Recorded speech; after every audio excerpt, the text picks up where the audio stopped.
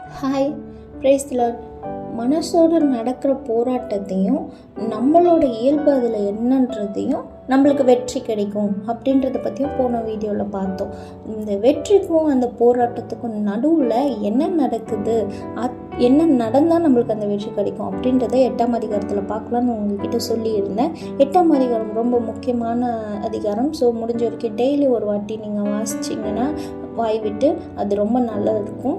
8ஆம் அதிகாரத்தை ஸ்கிப் பண்ண முடியாதனால 2 பார்ட்டாக நம்ம பார்க்கலாம், சரிங்களா? அதில் இன்றைக்கி நம்ம ஒரு கதையோடு ஆரம்பிக்கலான்னு நினைக்கிறேன்.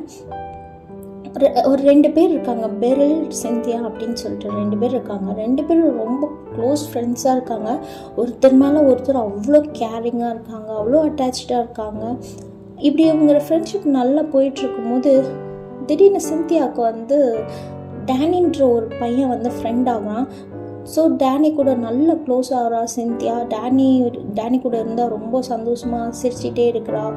டேனி கூட ஃப்ரெண்ட்ஷிப்பு அவளுக்கு ரொம்ப பிடிச்சிருக்குது. இப்படி இருக்கும்போது பெரில் வார்ன் பண்ணுறா சிந்தியாவை கூப்பிட்டு நிறைய வாட்டி, சிந்தியா இந்த ஃப்ரெண்ட்ஷிப் எங்கே போய் முடியும்னு தெரியல, ஸோ நீ அவனோட ஃப்ரெண்ட்ஷிப்பை கட் பண்ணு அப்படின்னு சொல்லி நிறைய வாட்டி சொல்கிறா. ஒரு பக்கம் பெரிலுக்கு பொசசிவும் இருக்குது, இன்னொரு பக்கம் அதை விட அதிகமாக எங்கே இந்த சிந்தியா வழி மாறி போயிடுவாளோன்னு தெரியலையே அப்படின்ற ஒரு கேரும் இருக்குது, சரிங்களா?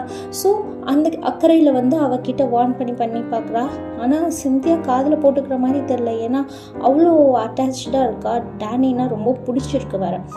ஸோ பெரில் வெயிட் பண்ணிகிட்ருக்கா, எப்படி இவளுக்கு புரிய வைக்கிறது அப்படின்னு தெரியலையே, எப்படி இவளை அதுலேருந்து வெளியே கொண்டு தெரியல அப்படின்னு சொல்லிட்டு யோசிச்சுட்டு இருக்கும்போது திடீர்னு ஒரு நாள் சிந்தியா தானாகவே பெரில் கிட்ட அவளுடைய கரத்தை பிடிச்சி, பெரில், ஐ எம் ஸோ சாரி, நான் ரொம்ப உன்னை ஹர்ட் பண்ணிட்டேன் பெரில், எனக்கு டேனியை ரொம்ப பிடிச்சிருக்கு, என்னால் டேனி கூட பேசாமல் இருக்க முடியல, எனக்கு டேனியை ரொம்ப பிடிச்சிருக்கு, ஸோ அதே நேரத்தில் நீ இல்லாமல் என்னால் இருக்க முடியாது, உன்னோட ஃப்ரெண்ட்ஷிப் எனக்கு ரொம்ப முக்கியம், நான் டேனி கூட க்ளோஸ் ஆக ஆக நானே ஃபீல் பண்ணுறேன், நான் எங்கே வழி மாறி போயிட்டு வரணும்னு தெரியல அப்படின்னு சொல்லிட்டு அந்த சிந்தியா பெரில் கையில் தன்னுடைய கரத்தை கொடுத்து, நான் என் கையவே உன்கிட்ட கொடுத்துட்டேன், நீ பார்த்துக்கோ, என் கையை பிடிச்சி நீ கரெக்டாக கைட் பண்ண, நீ என்னை பார்த்துக்கோ, நான் எந்த வகையிலையும் வழி மாறி போயிடக்கூடாது, ஸோ நீ என்ன பண்ண முடியுமோ பண்ணு பெரில் அப்படின்னு சொல்லி சிந்தியா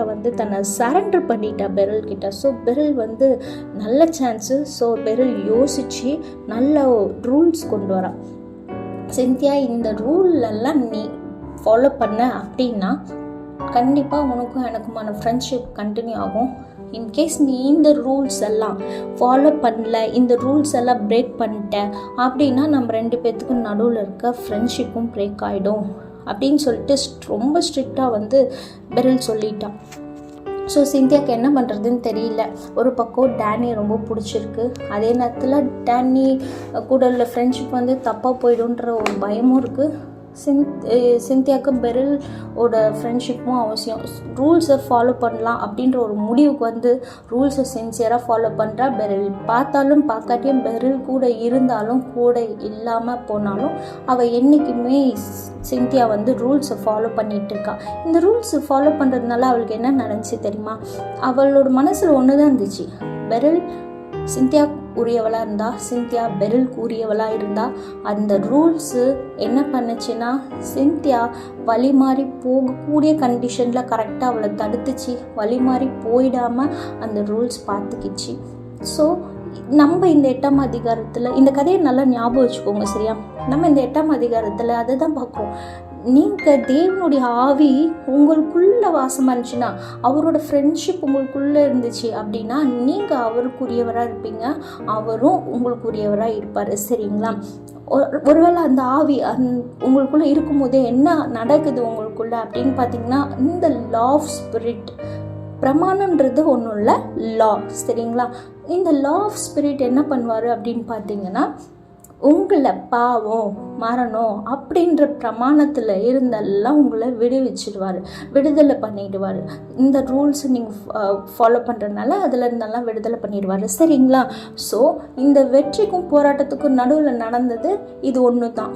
என்ன அப்படின்னா அந்த பரிசுத்தாவியானவர் கூட உள்ள ஃப்ரெண்ட்ஷிப், அந்த ஃப்ரெண்ட்ஷிப்பை தக்க வச்சுக்கிட்டீங்க அப்படின்னா ஈஸியாக நீங்கள் வந்து அந்த வெற்றியை நோக்கி போயிடலாம். சரியா? எல்லா டெம்ப்டேஷன்ஸையும் மேற்கொண்டு உங்களால் வெற்றி பெற முடியும் கண்டிப்பாக.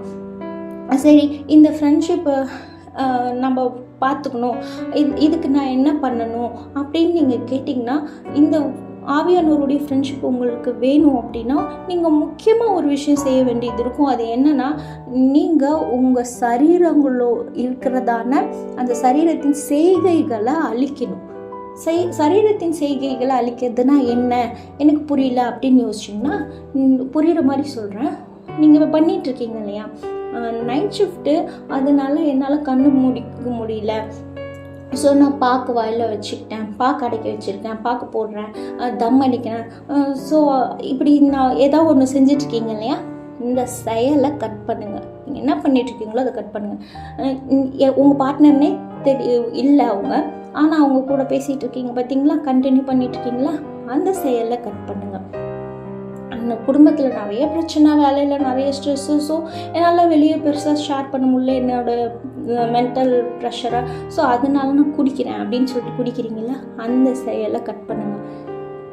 இது ஆபாசம், இது தப்பு அப்படின்னு தெரியுது, ஆனாலும் அதை பார்த்துட்ருக்கீங்க பார்த்தீங்களா, அந்த செயலை கட் பண்ணுங்கள். இப்படி நீங்கள் சொல்லிக்கிட்டே போகலாம் நான். ஸோ இப்படி ஒவ்வொன்றா உங்களுடைய செயல் இருக்கு இல்லையா, அந்த செயலை சரீரத்தில் வர அந்த செயலெல்லாம் கட் பண்ணிங்கனாலே போதும், உங்களுக்கு ஆவியானவரோட ஃப்ரெண்ட்ஷிப் கிடைக்கும். சரிங்களா? இப்படி நீங்கள் வந்து உங்கள் சரீரத்தோட செய்கைகளை நீங்கள் ஆவியினால் அழிக்கும் போது கண்டிப்பாக உங்களுக்கு என்ன நடக்கும் அப்படின்னு பார்த்தீங்கன்னா, ஆவியானவரோட ஃப்ரெண்ட்ஷிப் உங்களுக்கு கிடைக்குதா? ஸோ இதில் உங்களுக்கு என்ன கிடைக்குது அப்படின்னு பார்த்தீங்கன்னா, நீங்கள் தேவனுடைய புத்திரன் அப்படின்ற ஒரு அங்கீகாரம் கிடைக்குது.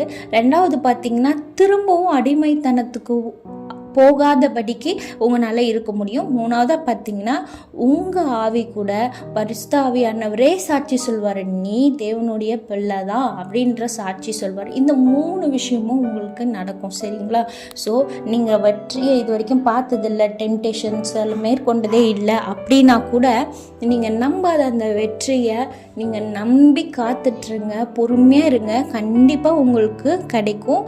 இந்த வெற்றி பெறதுன்றது ஒரு நாளில் நடக்கிற விஷயம் இல்லை. ஒரே ஒரு நாள், இன்றைக்கி நான் ஏதோ நான் உணர்ச்சி வசப்பட்டு ஆண்டவர்கிட்ட ஒப்பு கொடுத்து இன்றைக்கி வெற்றி பெற்றேன், அவ்வளோதான் என் வாழ்க்கை ஃபுல்லாக வெற்றி தான், அப்படி கிடையாது. ஒரு நாளும் வெற்றி பெறணும், ஒரு நாளும் பொறுமையாக காத்துட்ருங்க. ஒரு நாளும் நீங்கள் ஆவியானவருடைய ஃப்ரெண்ட்ஷிப்பை மட்டும் விட்டுறாதீங்க. ஆவியானவர்னால மட்டும்தான் உங்களை புது மனுஷனாக மாற்ற முடியும். சரிங்களா?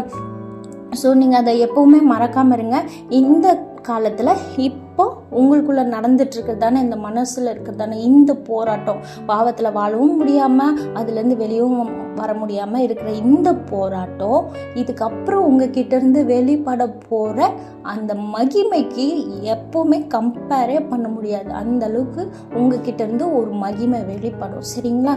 ஸோ நீங்கள் வந்து விட்டுறாதீங்க, மனசு சோர்ந்து போயிடாதீங்க, கிவ் அப் பண்ணிடணும்னு நினச்சிடாதீங்க.